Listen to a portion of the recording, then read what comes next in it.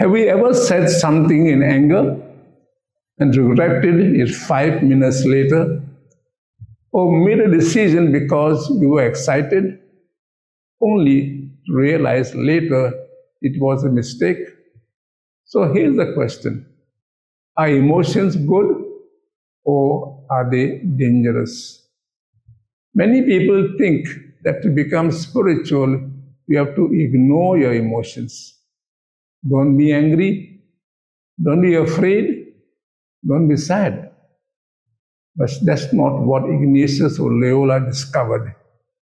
Ignatius didn't see emotions as enemies. He saw them as signals. Think about the dashboard of a car. When a warning light comes on, you don't smash the dashboard. You ask, what is my car trying to tell me? Our emotions work in the same way. Fear may be warning you that something needs attention. Anger may reveal that a value has been violated. Sadness may show you what truly matters to your heart. Joy may point you toward what gives life. The emotion itself is not a problem. The real question is, what is this emotion trying to tell me? Ignatius became an expert at listening to his heart. He noticed that some emotions pulled him towards selfishness, pride, and fear.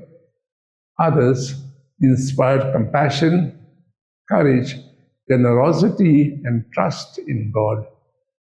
So instead of reacting immediately, he learned to pause, to observe, to pray, to understand, and only then to act. Imagine how different our lives would be if we did the same. How many arguments would never happen? How many friendships would be saved? How many wrong decisions will be avoided? Simply because we learned to listen before we reacted. So here's a challenge for today.